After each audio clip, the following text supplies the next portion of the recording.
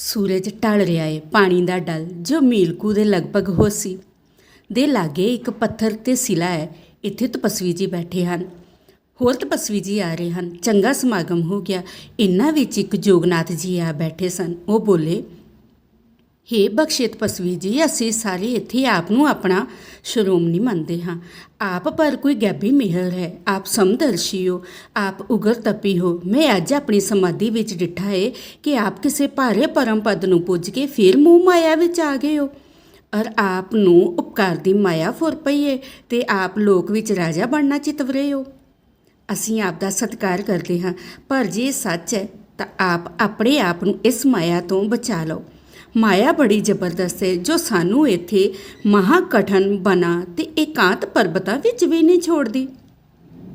ਬਖਸ਼ੇ ਤਪਸਵੀ ਜੀ ਬੋਲੇ, ਹੇ ਜੋਗੀਨਾਥ ਜੀਓ, ਮੈਂ ਪਰਮ ਬ੍ਰਹਮ ਪੂਰਨ ਬ੍ਰਹਮ ਦਾ ਮਿਲਾਪ ਪਾਇਆ ਹੈ, ਪਰ ਮੈਂ ਡਿੱਠਾ ਏ ਕਿ ਉਹ ਵਜੂਦ ਤੇ ਹੁਕਮ ਹੈ, ਕੋਈ ਅਚਨਚੇਤ ਹੈ ਨਹੀਂ ਹੈ।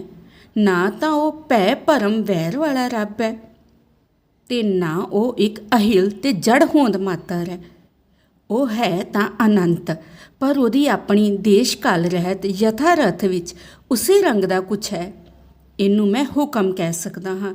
ਉਹ ਤਾਂ ਮਹਾਸ਼ਕਤੀ ਹੈ, ਸਮਰੱਥਾ ਹੈ, ਕਿਰਪਾ ਹੈ ਔਰ ਫਿਰ ਅਲੇਪਤਾ ਹੈ। ਮੈਨੂੰ ਉਸ ਹੁਕਮ ਵਾਲੇ ਮਾਲਕ ਦੇ ਹੁਕਮ ਵਿੱਚੋਂ ਇਹ ਕੰਮ ਕਰਨੇ ਦੀ ਆਗਿਆ ਹੋਈ ਹੈ ਜਿਸ ਅੱਗੇ ਮੈਂ ਅਦਬ, ਸਤਿਕਾਰ, ਲਾਡ, ਪਿਆਰ ਤੇ ਆਗਿਆਕਾਰੀ ਵਾਲੀ ਨਾ ਵੀ ਵਿਚਾਰੀ ਸੀ।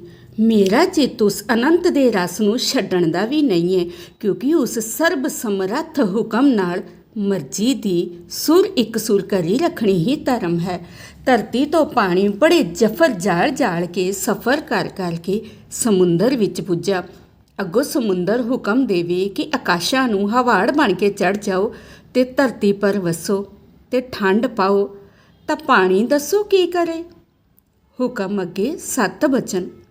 ਸੰਨਿਆਸ ਹਾਲ ਤਪੇ ਜੀ ਬੋਲੇ, ਹੇ ਬਖਸ਼ੇ ਤਪਸਵੀ ਰਾਜ ਜੀ, ਆਪ ਦਾ ਵਾਕ ਸਤ ਮੰਨਣ ਯੋਗ ਹੈ, ਪਰ ਉਸ ਅਬਿਨਾਸ਼ ਨਿਰਵਿਕਾਰ ਵਿੱਚ ਇੱਛਾ ਨਹੀਂ ਹੋ ਸਕਦੀ। ਉਹ ਸਰਬ ਵਾਸ਼ਨਾ ਦਾ ਖਇਆ ਪਦ ਹੈ। ਇਹ ਆਪ ਨੂੰ ਮਾਇਆ ਨੇ ਟਪੜਾ ਦਿੱਤਾ ਹੋਣਾ। ਬਖਸ਼ੇ ਤਪੀ ਜੀ ਕਹਿੰਦੇ, ਮੈਂ ਕੀ ਆਖਾਂ, ਮੈਂ ਡਿੱਠਾ, ਤੁਸਾਂ ਅਜੇ ਨਹੀਂ ਡਿੱਠਾ।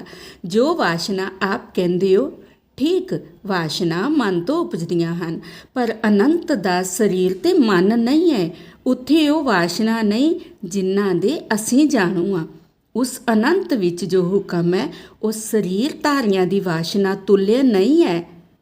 ਜੋ ਵਿਕਾਰ ਰੂਪ ਹਨ, ਨਿਰਵਿਕਾਰ ਦੀ ਚੇਤਨਤਾ ਦੇ ਕ੍ਰਿਸ਼ਮੇ ਸਭੇ ਅਨੰਤ ਅਤੇ ਨਿਰਵਿਕਾਰ ਹਨ। ਅਹਲਿਆ ਯਾਰ ਤਪੀ, ਉਸ ਹੁਕਮ ਦੀ ਕੁਝ ਵਿਆਖਿਆ ਕਰੋ। ਬਖਸ਼ੇ ਤਪਸਵੀ ਜੀ ਕਹਿੰਦੇ, ਜੇਕਰ ਬ੍ਰਹਮ, ਰੱਬ, ਪਰਮੇਸ਼ਰ ਵਰਣਨ ਨਹੀਂ ਹੋ ਸਕਦਾ, ਉਸੇ ਤਰ੍ਹਾਂ ਉਹਦਾ ਹੁਕਮ ਵੀ ਵਰਣਨ ਨਹੀਂ ਹੋ ਸਕਦਾ। ਬੋਧ ਮੁਨੀ ਜੀ, ਭੁਲੇਵਾਂ ਹੈ, ਜਦ ਨਿਰਵਾਣ ਹੋ ਗਿਆ ਉੱਥੇ ਕੋਈ ਫੁਰਨਾ ਮਾਤਰ ਨਹੀਂ, ਤਦ ਹੁਕਮ ਕੀ। ਬਖਸ਼ੇ ਤਪਸਵੀ ਜੀ ਕਹਿੰਦੇ, ਜਿਸ ਨੂੰ ਤੁਸੀਂ ਹੁਕਮ ਆਖਦੇ ਹੋ, ਜੋ ਦੇਸ਼ ਕਾਲ ਤੇ ਹੱਦਾਂ ਵਾਲੇ ਮਨਾਂ ਵਿੱਚ ਉਪਜਦਾ ਏ, ਉਹ ਹੁਕਮ ਉੱਥੇ ਨਹੀਂ ਹੈ। ਠੀਕ ਹੈ, ਪਰੰਤੂ ਜੋ ਹੁਕਮ ਉੱਥੇ ਹੈ ਉਹ ਇਉਂ ਹੈ ਜਿਕੂ ਸਮੁੰਦਰ ਵਿੱਚ ਦਰਿਆ ਵਗਦੇ ਹੋਣ ਤੇ ਉਹ ਸਮੁੰਦਰ ਰੂਪ ਵੀ ਹੋਣ, ਤਾਂ ਧਰਤੀ ਵਾਲੇ ਲਈ ਤਾਂ ਅਚੰਭਾ ਹੀ ਹੋਵੇ। ਸੋਨ ਮੁਨੀ ਜੀ ਕਹਿੰਦੇ, ਜਦ ਕੁਛ ਹੈ ਹੀ ਨਹੀਂ ਤਾਂ ਫਿਰ ਕੀ। ਬਖਸ਼ੇ ਤਪਸਵੀ ਜੀ, ਜੇ ਹੈ ਹੀ ਕੁਝ ਨਹੀਂ ਤਾਂ ਤੁਸੀਂ ਆਪਣੇ ਖਿਆਲ ਵਿੱਚ ਹੈ ਨਹੀਂ ਦਾ ਖਿਆਲ ਵਸਾ ਕੇ ਕਿਤਨਾ ਸਮਾਂ ਲਾ ਚੁੱਕੇ ਹੋ, ਤੇ ਦੱਸੋ ਤੁਸੀਂ ਹੈ ਨਹੀਂ ਹੋਗੇ।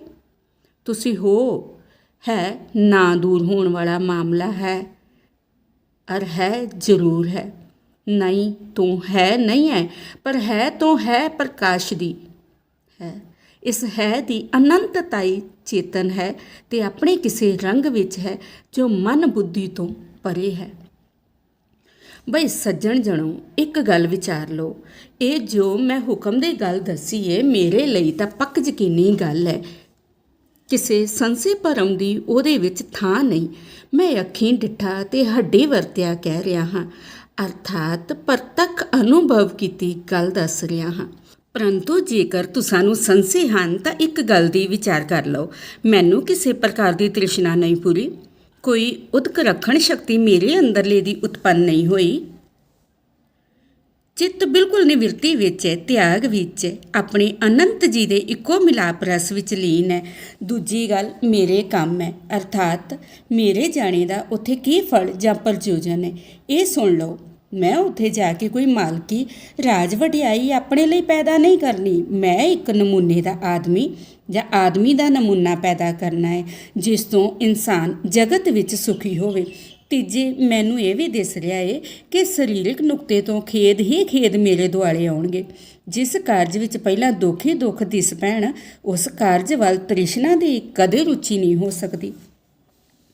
ਬ੍ਰਹਮ ਰਿਖੀ ਜੀ, ਹੇ ਪਰਮ ਜੀਓ, ਮੈਂ ਅਕਸਰ ਬੇਨਤੀ ਕੀਤੀ ਹੈ ਕਿ 3 ਕਾਲ ਜਗਤ ਹੋਇਆ ਹੀ ਨਹੀਂ। ਇਸ ਫੁਰਨੇ ਮਾਤਰ ਦੀ ਉਪਾਧੀ ਨੂੰ ਮਾਰੋ ਤੇ ਰਸ ਲਓ।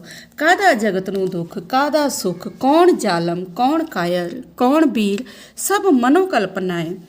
ਇਹ ਕਲਪਨਾ ਹੀ ਦੁੱਖ ਰੂਪ ਹੈ, ਬੰਧਨ ਰੂਪ ਹੈ, ਇਹ ਫੁਰਨਾ ਹੀ ਬਿਆਦੀ ਰੂਪ ਹੈ। ਛੱਡੋ ਖਿਆਲ, ਕੋਈ ਹੁਕਮ ਨਹੀਂ। ਕਾਹਨੂੰ ਇਸ ਪਰਮ ਬੀਤਰਾਗ ਦਸ਼ਾ ਨੂੰ ਛੱਡ ਕੇ ਮੁੜ ਜਗਤ ਜਾਲ ਵਿੱਚ ਪੈਰ ਧਰਦੇ ਹੋ? ਬਖਸ਼ੇ ਤਪਸਵੀ ਜੀ, ਵਿਚਾਰ ਕਰ ਲਓ। ਮੇਰਾ ਤੁਹਾਡਾ ਫੁਰਨਾ ਤਾਂ ਫੁਰਨਾ ਹੋ ਸਕਦਾ ਹੈ, ਪਰ ਹੁਕਮ ਫੁਰਨਾ ਨਹੀਂ ਹੈ। ਇਹ ਤਾਂ ਹੁਕਮ ਵਾਂਗੂ ਅਗੰਮ ਹੈ। ਅਗੰਮ ਪਰ ਦਲੀਲ ਕੀ? ਦਲੀਲ ਸੋਚ ਵਿਚਾਰ ਸਾਰੀ ਮਨਾਂ ਦੀ ਹੈ। ਮਨ ਦੇਸ਼ ਕਾਲ ਵਿੱਚ, ਮਨ ਹੱਦਬੰਦੀ ਵਿੱਚ, ਮਨ ਅੰਤ ਵਿੱਚ। ਇਹਦੀ ਪਰਖ ਤੇ ਕਸਵੱਟੀ ਅੰਤ ਵਾਲੇ ਮਾਮਲਿਆਂ ਦੀ ਕਿਸੇ ਹੱਦ ਤੱਕ ਟੋ ਮਾਤਰ ਹੋ ਸਕਦੀ ਹੈ। ਅਨੰਤ ਪਰ ਇਹ ਹਾਵੀ ਨਹੀਂ ਹੈ। ਮੈਂ ਚਾਹੁੰਦਾ ਹਾਂ ਕਿ ਕਿਸੇ ਤਰ੍ਹਾਂ ਆਪਣੀ ਅਨੰਤ ਵਿੱਚ ਪ੍ਰਾਪਤ ਹੋਈ ਸਾਖਿਆਤਕਾਰਤਾ ਨੂੰ ਆਪ ਦੇ ਸਾਹਮਣੇ ਆਖਾਂ, ਪਰ ਆਖ ਨਹੀਂ ਸਕਦਾ। ਮੇਰੀ ਇਸ ਵੇਲੇ ਦੀ ਬੁੱਧੀ ਤੇ ਮਨ ਮੈਨੂੰ ਹੋੜ ਰਹੇ ਹਨ ਕਿ ਨਾ ਜਾ। ਮੇਰਾ ਚਿੱਤ ਜਾਣ ਨੂੰ ਹੈ ਨਹੀਂ, ਪਰ ਹੁਕਮ ਮੈਂ ਕਿਵੇਂ ਕਹਾਂ? ਕਿਹਾ ਨਹੀਂ ਜਾਂਦਾ। ਹੁਕਮ ਅਮਿੱਟ ਅਮੁੜ ਹੈ ਤੇ ਸੱਤਿਆ ਹੈ। ਸਾਰੇ ਬੋਲੇ, ਚੰਗਾ, ਸੂਰਜ ਅਸਤ ਦਾ ਵੇਲਾ ਹੋ ਆਇਆ ਏ, ਹੁਣ ਪਧਾਰੀਏ। ਫਿਰ ਵਿਚਾਰ ਸਹੀ। ਸਾਰੇ ਸੱਜਣ ਉੱਠੇ, ਨਮਸਕਾਰ ਕੀਤੀ ਤੇ ਆਪੋ ਆਪਣੀਆਂ ਗੁਫਾ ਆਦਿ ਵਿੱਚ ਚਲੇ ਗਏ। ਸਾਰੇ ਆਪ ਨੂੰ ਆਪਣਾ ਸ਼੍ਰੋਮਣੀ ਮੰਨਦੇ ਹਨ ਤੇ ਸਾਰੇ ਇਸ ਬਾਤ ਦੇ ਕਾਇਲ ਹਨ ਕਿ ਅਸੀਂ ਤਾਂ ਤਪ ਕਰ ਰਹੇ ਹਾਂ ਕਿ ਸਾਨੂੰ ਬਖਸ਼ਿਸ਼ ਦਾ ਦਰ ਮਿਲੇ, ਪਰ ਇਹਨਾਂ ਨੂੰ ਪਹਿਲੇ ਬਖਸ਼ਿਸ਼ ਹੋਈ ਤੇ ਫਿਰ ਤਪ ਇਹਨਾਂ ਦੇ ਸਪੁਰਦ ਹੋਇਆ ਸੀ। ਅੱਜ ਸਾਰੇ ਹੈਰਾਨ ਹੋ ਗਏ ਹਨ ਕਿ ਹੁਣ ਇਹਨਾਂ ਨੂੰ ਫਿਰ ਬਖਸ਼ਿਸ਼ ਹੋਈ, ਸਾਖਿਆਤਕਾਰ ਹੋਇਆ। ਫਿਰ ਜਗਤ ਜਾਲ ਦੀ ਦੁਗਮ ਮੁਸ਼ਕਲ ਯਾਤਰਾ ਇਹਨਾਂ ਦੇ ਸਪੁਰਦ ਹੋਈ।